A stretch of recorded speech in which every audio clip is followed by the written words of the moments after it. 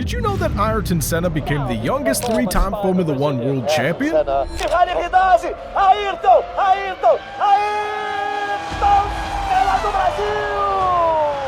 Combine that with 19 fastest laps and 65 pole positions, and you'll understand why he's considered one of the greatest drivers in the history of the sport.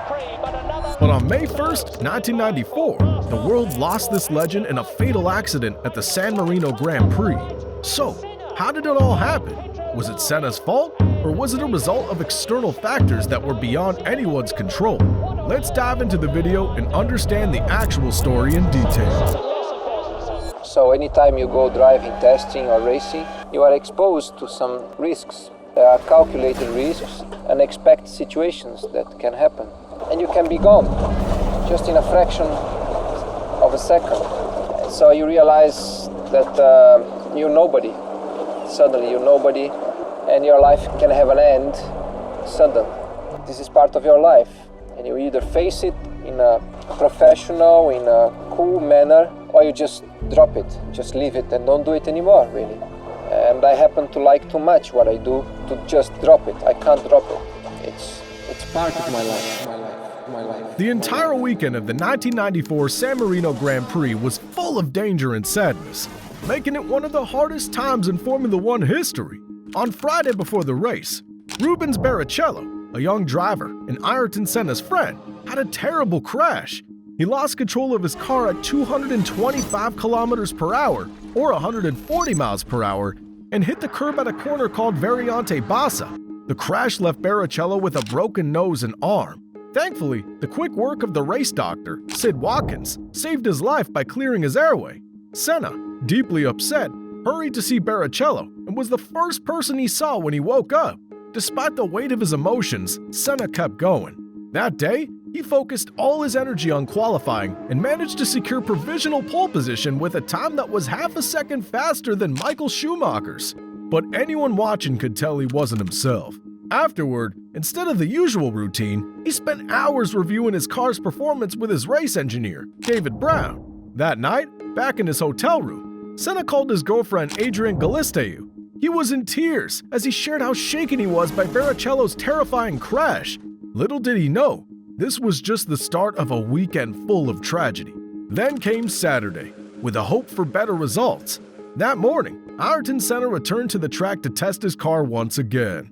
He and his teammate, Damon Hill, both agreed that the car had shown some improvement since their last runs.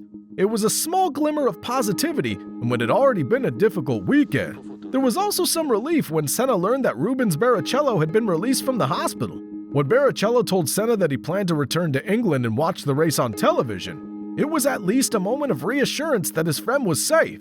But the relief didn't last long. The second qualifying session began in the afternoon under the bright light of Imola's circuit. 18 minutes into the session, that light dimmed with tragedy.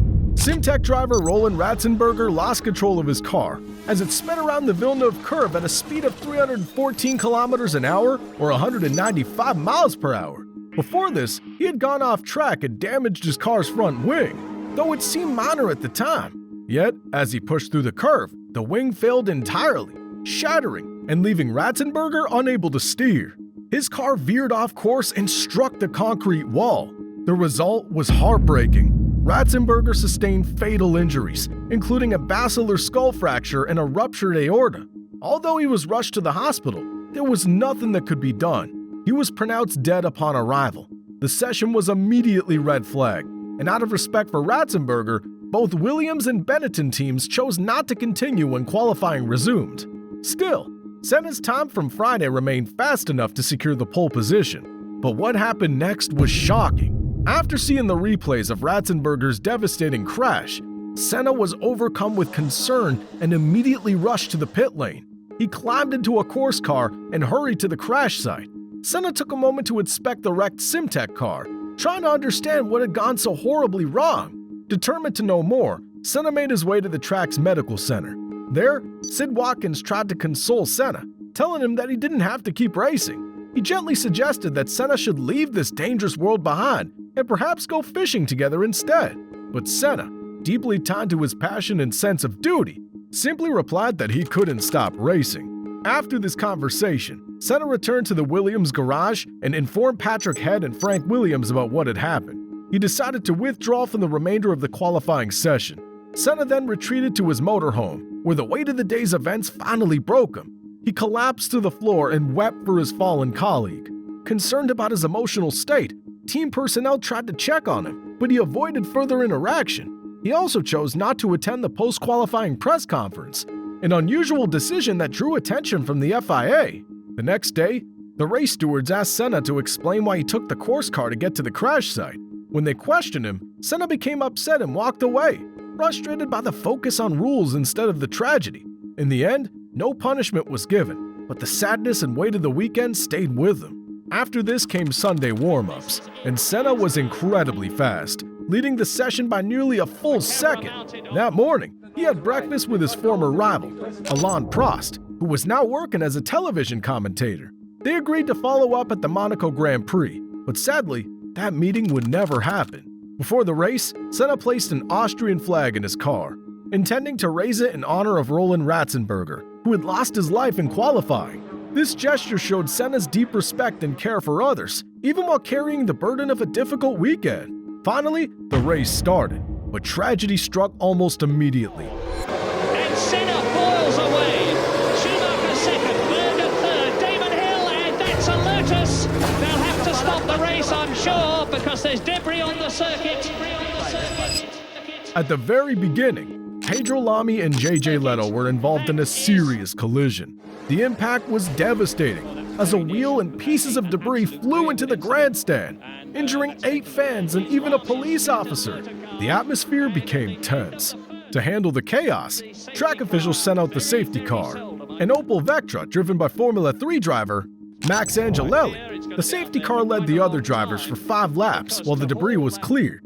However, the Opel Vectra, based on a standard family sedan, was too slow for the rigorous demands of guiding powerful race cars at speed. Ayrton Senna, visibly frustrated, pulled alongside the safety car and gestured for it to go faster.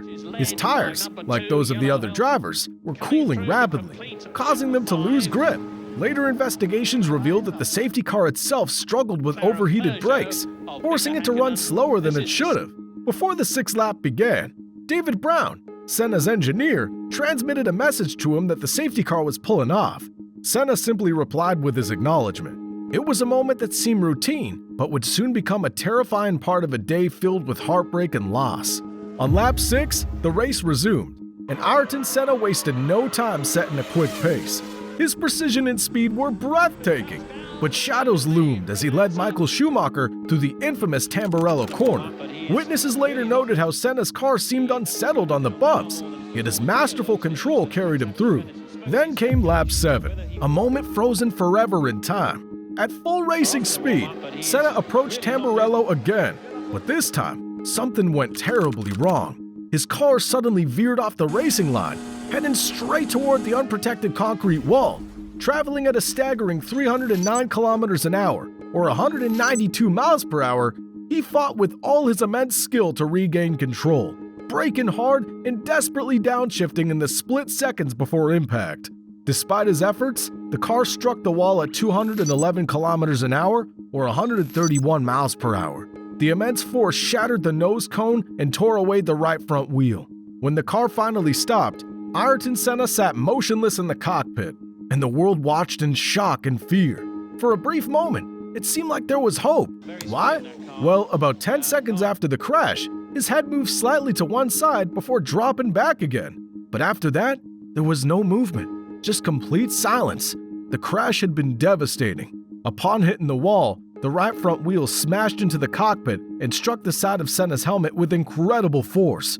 The impact pushed his head back against the damaged headrest, causing serious injuries to his skull. As if that wasn't enough, part of the car's suspension went through his helmet, causing even more harm. The moments after the crash were heartbreaking. From the aerial footage and the view by the track, it was clear that Senna was badly hurt. Angelo Orsi, a photographer and friend of Senna, took pictures of him being helped, but his view was soon blocked. Out of respect for Senna's family and loved ones, those pictures were never shared with the public. After the crash, fire marshals arrived at Ayrton Senna's car, but could not touch him until medical professionals were on the scene. Rescue workers quickly extracted him, as television coverage broadcast their efforts globally. Neurosurgeon Sid Watkins performed a tracheotomy trackside to secure his breathing, while other medical steps were taken, including stabilizing his cervical area and stemming the bleeding. A helicopter transported Senna to Maggiore Hospital, where scans confirmed the deadly nature of his brain injury. Despite the medical team's efforts, Senna was pronounced dead later that evening, marking a tragic moment in Formula One history. The legend's body was returned to Brazil on May 4, 1994, and the arrangements reflected the deep respect and admiration Ayrton Senna commanded. Although the Italian Air Force offered to fly the coffin back, the Senna family chose to have it transported home on a Brazilian plane. Breaking typical airline policies, National Airline Varig allowed Senna's coffin to be placed in the passenger cabin of a McDonnell Douglas MD-11 airliner. The plane was escorted by fighter jets as it approached Sao Paulo Guarulhos International Airport, where Sao Paulo Mayor Paulo Maluf and the state's governor Luiz Antonio Fleury Filho awaited its arrival. The streets of Sao Paulo were filled with people paying tribute, as 8 cadets from the Military Police Academy stood guard while a fire engine carried the coffin into the city. Leading the way were 17 police motorbikes, with 2,500 officers managing the immense crowds that gathered. Senna's body was placed at the Legislative Assembly building in Ibirapuera Park, where over 200,000 mourners visited to pay their respects. The following day, on May 5, 1994, Sao Paulo witnessed its largest funeral procession in history. More than 500,000 people joined to bid farewell to the beloved champion. A 21-gun salute was carried out by the 2nd Artillery Brigade, and 7 jets from the Brazilian Air Force flew overhead in a diamond formation as the procession headed to Morumbi Cemetery. At his gravesite, Senna's tombstone displayed the words, "Nada pode me separar do amor de Deus," which means, "Nothing can separate me from the love of God." Smash that like button if you found the video informative, and don't forget to subscribe and press the bell icon so we know you're a true Formula One fan.